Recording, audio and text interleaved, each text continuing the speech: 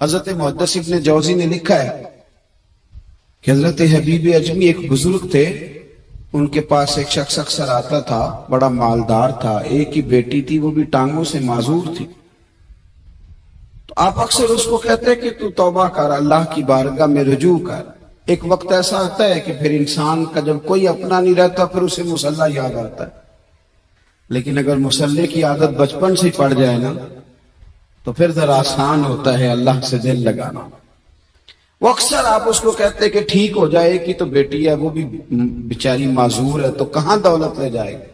آج کرتا ہوں، ہم تاریخیں دیتے رہتے ہیں نا اللہ تعالیٰ کو معاذ اللہ کہ رمضان سے میں نے نیک ہو جانا ہے، عمرہ کر کے آؤں گا تو پھر میں پکا نمازی ہوں۔ خدا کے بندو، کس نے تجھے بتایا ہے کہ رمضان تک تو زندہ رہے گا؟ کس نے خبر کی کہ عمرہ کرنے تک تو بچے گا؟ حضرت حبیب اجمی اس کو کہتے تو کہتا بڑی جلدی ٹھیک ہو جاؤں گا۔ ایک دن سویرے سویرے توبہ کرنے آ گیا۔ آپ نے فرمایا کیا ہوا؟ تو کہنے لگا حضرت جی کل ایک 15 سال کا نوجوان ملا ہے اور مجھے توبہ کرا گیا۔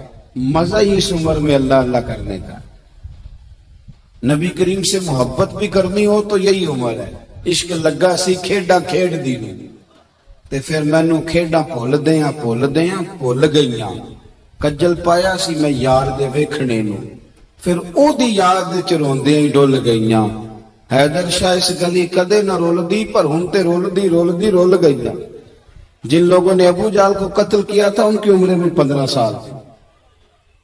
ہم تو بڑے نہیں نہ ہوتے ساری زندگی، نہ ہمیں کو بڑا ہونے دیتا ہے، ہم بڑے ہی نہیں ہوتے، یہی تو عمر ہے کچھ کل گزرنے۔ 15 سال کا نوجوان توبہ کرا گیا تو حضرت حبیب اجمی کہنے لگے وہ کیسے؟ کہنے لگا حضرت جی میں کل منڈی گیا تھا، مجھے کچھ سامان خریدنا تھا، تو بغداد کے بازار سے میں نے مچھلی خرید لی 10 کلو، باقی بھی سامان تب خود لے جا نہیں سکتا تھا۔ تو مزدور آپ کو پتہ ہے بیچارے آج بھی سڑکوں پہ بیٹھے ہیں، تو مزدور بیٹھے تھے تو ان میں ایک نوجوان 14-15 سال کا، چہرے پہ بڑی روشنی۔ میں نے اس کو کہا بیٹے مزدوری کرو گے؟ کہنے لگا حضور مزدوری بھی کرتا ہوں، پڑھائی بھی کرتا ہوں، اور جو اللہ کو منظور ہو اس کی عبادت بھی کرتا ہوں۔ میں نے اسے کہا کہ یہ میرا سامان ہے فلاں جگہ پہنچانا، کیا لوگے؟ کہنے لگا 3 دینار مزدوری۔ سودا طے ہو گیا، اس نے سامان اٹھا لیا۔ کہتے ہیں رستے میں ظہر کا وقت ہو گیا، کہنے لگا چچا اگر اجازت ہو تو نماز پڑھ دو۔ 15 سال کا جوان، کہتے میں رکھ کے نا وہاں سامان تو پھٹے پہ بیٹھ گیا، وہ نماز پڑھنے چلا گیا۔ باقی لوگ دیر سے آئے، وہ بچہ جلدی آ گیا۔ میں نے کہا بیٹے آپ جلدی آ گئے؟ کہنے لگے نفل چھوڑ دیے ہیں، اب یہی نہ سمجھ لیں کہ کام چور ہے، میں بعد میں پڑھ لوں گا۔ کہتے ہیں وہ دوپہر کا وقت، رمضان بھی نہیں تھا، میں اس بچے کو نوجوان کو گھر لے گیا اور میں نے اپنی بیوی سے کہا کہ بڑا نیک ہے، نمازی ہے، اور راستے میں یہ بھی ہوا ہے کہ میں نے اسے ایک دفعہ کہا ہے کہ یہ مجھے تھوڑی دیر کے لیے دے دو، گرمی بڑی ہے، تمہیں پسینہ آ رہا ہے، میں اٹھا لیتا ہوں۔ کہنے لگا نہیں چچا میں رزق حلال کھاتا ہوں، اگر آپ اٹھائیں گے تو میں 3 دینار مزدوری پوری نہیں لوں گا، پھر پیسے کم کروں گا، میں نے طے کیا ہے کہ اٹھاؤں گا۔ تو کہتے ہیں میں نے اپنی بیوی کو بتایا تو بڑی متاثر ہوئی، کہنے لگی دوپہر کا کھانا پک گیا، اسے کو روٹی کھا لے، رمضان بھی نہیں تھا۔ کہتے میں باہر نکلا، اس کو 3 دینار تھمائے، تو میں نے کہا بیٹے ایک بات میری مانو گے؟ کہنے لگا بتائیے۔ میں نے کہا کھانا پکائے کھا لو۔ کہنے لگا میں معافی چاہتا ہوں، میں نے روزہ رکھا ہوا ہے۔ حضور نے حکم دیا، حکم نبی کریم نے حکم دیا، بخاری مسلم کی حدیث ہے، فرمایا نوجوانوں اگر تمہارے پاس طاقت ہے تو نکاح کر لو ورنہ روزے رکھو۔ حکم دیا، یا نکاح اور یا روزے، یہ سرکار کا حکم ہے۔ بھائی نفلی روزہ نفس کی قوتوں کو کچلتا ہے، انسان میں نورانیت اور روحانیت لاتا ہے۔ کہتے وہ کہنے لگا میں نے روزہ رکھا ہے، میں اور متاثر ہو گیا۔ میں نے کہا آپ کیا کرو گے؟ کہیں اور جانا ہے؟ کہنے لگا نہیں، میں جس دن 3 دینار کما لیتا ہوں پھر میں مزید لالچ نہیں کرتا، باقی وقت یا قرآن مجید پڑھتا رہتا ہوں یا نبی پاک پہ درود شریف پڑھتا رہتا ہوں۔ آپ بتائیں؟ تو میں نے کہا کہ افطار میرے ساتھ کر لو۔ کہتے ہیں میں اسے مسجد چھوڑ آیا اور خود میں لوٹ آیا، افطار کے بعد میں اسے لایا، کھانا کھلایا، عشاء پڑھی، اس کا گھر دور تھا، میں نے ڈرائنگ روم کھول دیا، بیٹھک کھول دی، وہیں وہ سو گیا۔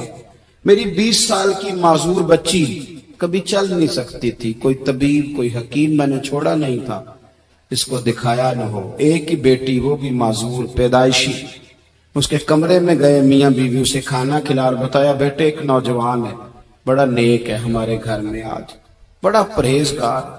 پتہ ہے حضور نے کیا فرمایا؟ نبی کریم فرماتے ہیں جب نوجوان اٹھ کے تہجد پڑھتا ہے نا نوجوان، تو اللہ فرشتوں کے سامنے اس نوجوان پر فخر فرماتا ہے۔ اللہ فخر کرتا ہے کہ عمر دیکھو دیکھو یہ میری بارگاہ، اللہ فخر کرتا ہے، اللہ یعنی خدا خود میرے مجلس بود، اللہ فخر کرتا ہے۔ اب سوچیں، تو ہم نے اپنی بیٹی کو بتایا کہ نوجوان اور بڑا نیک ہے، تو کہتے ہیں وہ کھانا کھلا کے ہم واپس آ گئے، آدھی رات کا وقت ہوا تو دروازے پہ دستک ہوئی، بچی اپنے کمرے میں سو رہی تھی، ہم اپنے کمرے میں، وہ بیٹھک میں۔ گھبرا کے اٹھے کہ اس وقت کون ہے دروازے پہ؟ تو بیٹی کہنے لگی ابا دروازہ تو کھولنا۔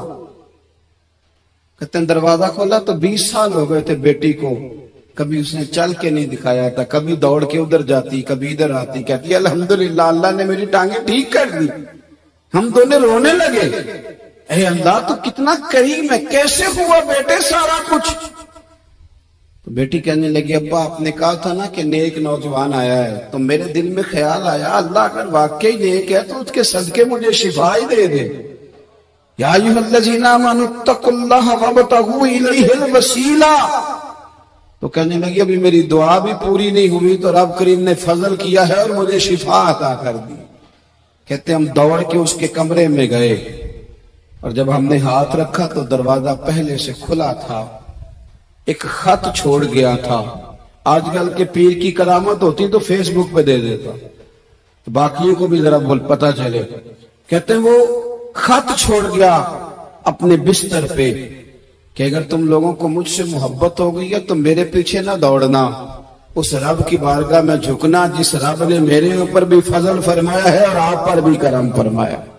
میرے نوجوان دوستو، یہ جو بچپنا ہمیں لوگ کہتے ہیں نا ابھی بچے ہو، ابھی جب آپ بالغ ہو گئے تو نماز فرض ہو گئی، سچ بولنا ضروری ہو گیا، رزق حلال کھانا ضروری ہو گیا، شریعت ساری کی ساری آ جائیں گے۔ پھر اللہ تعالیٰ نے فرمایا کہ قال انہ یقول انہا بقرۃ لا ذلول تثیر الارض، گائیں اس طرح کی ہو کہ وہ کبھی کھیتی میں نہ چلائی گئی ہو، یعنی اس کو کبھی کام نہ اس سے لیا گیا ہو۔ بیل کو لوگ لگاتے تھے نا، جو کام آج ٹریکٹر سے لیا جاتا ہے وہ گائے بیل سے لیا جاتا تھا، تو وہ کھیتی باڑی کے کام نہ اس کو لگایا گیا ہو، ولا تسقی الحرث، اور نہ اس سے پانی نکالا گیا ہو، نہ کھیت چلانے ہل چلانے میں لگائی گئی ہو، اور وہ جو کنواں ہوتا تھا جس کے گرد گائیں گھومتی تھی، تو کہا وہ بھی کام اس نے نہ کیا ہو گائے نے۔ مسلمۃ لا شیۃ فیہا، وہ ہر عیب سے پاک ہونی چاہیے۔ قالوا الآن جئت بالحق،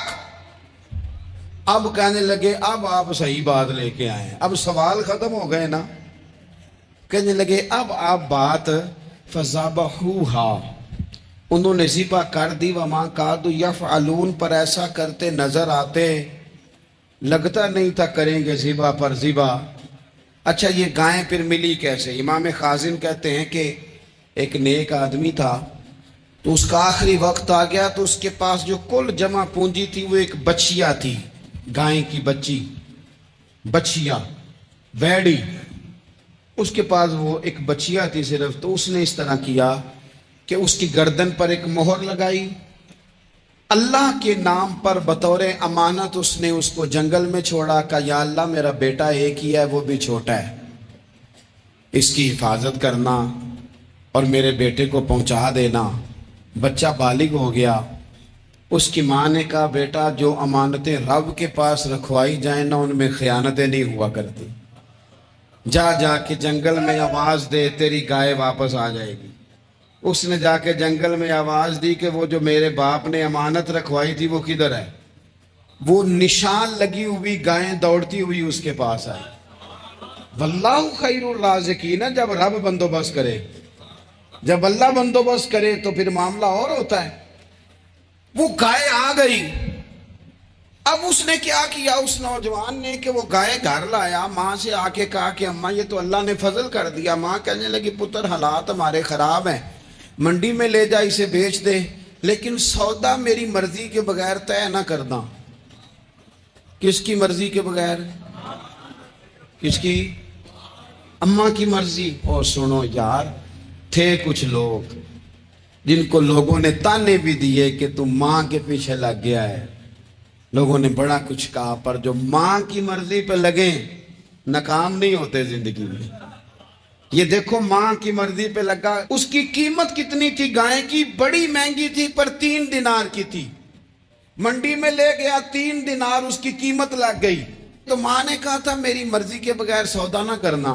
اب بچے تو نہیں نا مانتے، اماں کو کیا پتا بار بزنس کیا ہے، لین دین کیا ہے، پر ماں نے کہا تھا میری مرضی۔ بندہ دے رہا ہے اسے 3 دینار، اس نے کہا کہ میں نے طے تب کرنا ہے، ڈن تب کرنا ہے، پہلے اماں سے پوچھنا ہے۔ گھر جا کے اماں سے پوچھا، اماں کہنے لگی دے دے۔ واپس آیا تو اس نے کہا کہ میں 6 دینار دیتا ہوں، پر میری شرط ہے ماں سے نہیں پوچھنا۔ اس نے کہا تو 12 بھی دے، ڈن تب بھی ہونا ہے جب اماں نے کہنا ہے۔ وہ جب اس طرح کی اس نے گفتگو کی، واپس اپنی والدہ کے پاس گئے، کہنے لگے اماں سمجھ نہیں آتی، 3 دینار کی گائیں بندہ 12 میں خریدنے کو تیار ہے، شرط لگاتا ہے کہ اماں سے نہیں پوچھنا۔ تو والدہ کہنے لگے پتر پہلے اس سے جا کے پوچھ کیا وہ ہے کون؟ یہ کوئی روحانی معاملہ ہے، کوئی غیبی مدد ہے، پوچھ۔ اس سے جا کے پوچھا تو وہ کہنے لگا میں تو فرشتہ ہوں اللہ کا، تو نے گائیں بیچنی نہیں، اس لیے کہ تیرا باپ بھی نیک ہے، تیری ماں بھی نیک ہے، رب تیرے رزق میں برکت پیدا فرمانا چاہتا ہے۔ ماں باپ نیک ہونا رزق میں برکت ہو جاتی ہے۔ ماں باپ نیک ہو، ان کی صالحیت کا اثر پہنچتا ہے بچوں تک۔ رزق حلال کما کے لانے والے ہوں تو گھر میں برکت ہوتی ہے۔ جا کے کہا کہ تیرے ماں باپ نیک تھے، اسے نہ بیچنا گائے کو، تو کیا کریں؟ کہنے لگے بنی اسرائیل والے سوال کر کر کے خود مشکل میں آ گئے۔ اب وہ ایسی گائے جو جوان بھی ہو، یہاں تو ہر غریب آدمی اپنی گائیں یہاں لگا دیتا ہے، کھیتی باڑی میں یہاں لگا دیتا ہے، کنویں میں پانی نکالنے میں، تو یہاں تو ہر ایک کی گائیں، تو ایسی گائیں جس کا رنگ بھی اتنا پیارا ہو، زیادہ بوڑھی زیادہ بچی بھی نہ ہو، اور ابھی تک کھیت میں بھی نہ لگی ہو، وہ سوائے تیرے کہیں نہیں ہے۔ اس نے کہا چل پھر مہربانی کر بتا میں کتنے کو دوں گائیں، اگر وہ آ جائیں تو کتنے کو بیچنی ہے؟ اسے کہنا کوئی نہیں، ریٹ تو زیادہ کرنا ہی نہیں۔ ان سے کہنا گائے کے اندر سے گوشت نکال دیں اور جتنا گوشت ہے اتنے پیسے بھر دیں، اس کی کھلڑی بھر دیں۔ اب وہ بنی اسرائیل والے ڈھونڈتے پہنچ گئے، کہا جناب گائیں 3 دینار کی یا 6 لے لو۔ اس نے کہا نہ بھائی، ذبح کروں گا، گوشت نکالوں گا، جتنا وزن گوشت کا اتنے پیسے بھرو گے کھال میں تو پھر گائے تمہیں ملے گی۔ اب مجبور تھے، کیا کرتے؟ ابن کثیر حدیث لائے ہیں، امام سیوطی نے در منصور میں بھی لکھی ہے، نبی پاک صلی اللہ علیہ وسلم نے فرمایا سنو جوانوں، اور اسے دل کی تختی پہ لکھو، نبی پاک علیہ السلام نے فرمایا اگر بنی اسرائیل والے زیادہ سوال نہ کرتے تو اتنی مشکل کا شکار نہ ہوتے۔ انہوں نے سوال اتنے کیے کہ چارہ نہیں ہے اب ان کے لیے، چارہ نہیں ہے اب ان کے لیے کہ یہ ادھر ادھر جا سکے، مجبوری بن گئی، یہی گائے خریدنی ہے، یہی لے جانی ہے۔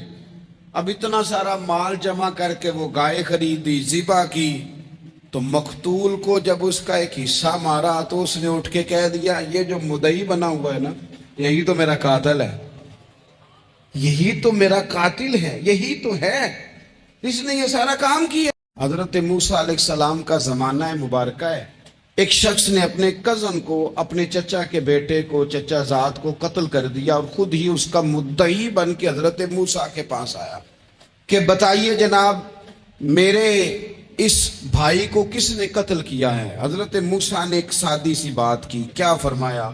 وَإِذْ قَالَ مُوسَىٰ لِقَوْمِهِ إِنَّ اللَّهَ يَأْمُرُكُمْ أَن تَذْبَحُوا بَقَرَةً، حضرت موسیٰ علیہ السلام نے اپنی قوم سے کہا کہ اللہ تمہیں حکم دیتا ہے کہ ایک گائے ذبح کرو، گائے کا کچھ حصہ مقتول کو مارو، وہ خود اٹھ کے بتا دے گا مجھے کس نے قتل کیا ہے۔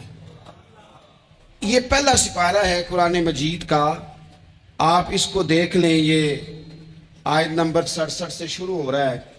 تو اب وہ چونکہ ذبح کرنا نہیں چاہ رہا تھا، اس کو پتا تھا کہ مجرم تو میں خود ہوں، وہ ذبح چونکہ کرنا نہیں چاہ رہا تھا تو اس سے کہا کہ مارو ایک حصہ گائے کا، اس کو تو یہ اٹھ کے بتا دے گا۔ تو اس نے جواب کیا دیا؟ قالوا اتتخذون ہزوا، کہنے لگا آپ میرے ساتھ مذاق کرتے ہیں، کبھی ایسا بھی ہوا ہے؟ قال اعوذ باللہ ان اکون من الجاہلین، حضرت موسیٰ علیہ السلام فرمانے لگے میں اللہ کی پناہ مانگتا ہوں میں جاہلوں میں سے ہو جاؤں۔ ہر وقت مذاق کرتے رہنا یہ تو جاہلوں کا طریقہ ہے۔ کن کا ہے؟ حضرت موسیٰ نے کہا ہے، قرآن پاک ہے، ہر وقت مذاق کرتے رہنا۔ خوش طبعی اور چیز ہے، مسکراتے رہنا، لیکن کسی کا مذاق ہر وقت اڑاتے رہنا کن کا طریقہ ہے؟ جاہلوں کا۔ جب کہا نہیں ذبح کرنی ہے تو اب ذرا دیکھیے، کرنا نہیں نہ چاہ رہے، قالوا ادع لنا ربک یبین لنا ما ہی، کہنے لگے اے موسیٰ پھر آپ نہ رب سے دعا کریں کہ وہ ذرا کھول کے بتائے وہ گائیں کس طرح کی ہو، ارادہ نہیں نہ ذبح کرنے، آپ دعا کریں۔ قال انہ یقول انہا بقرۃ لا فارض ولا بکر، فرمایا کہ رب کہتا ہے وہ گائے نہ بوڑھی ہو نہ زیادہ بچیا ہو، عوان بین ذالک، ان کے درمیان ہو، یعنی جوان گائے ہو۔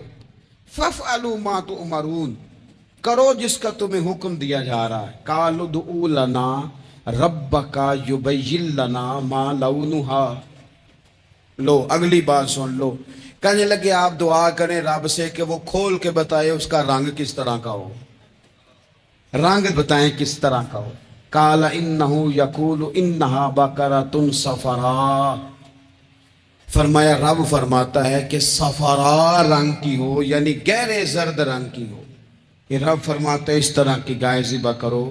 فاقع لونھا تسر الناظرین، اور جب کوئی اسے دیکھے تو اسے اچھا بھی لگے، آنکھوں کو اچھی لگے وہ گائے، اس طرح کی گائیں ذبح کرو۔ لو اتنی باتیں بتا دی۔ قالوا ادع لنا ربک یبین لنا ما ہی، کہنے لگے نہیں آپ پھر دعا کریں اللہ ذرا کھول کے بتائے گائیں کس طرح کی ہو۔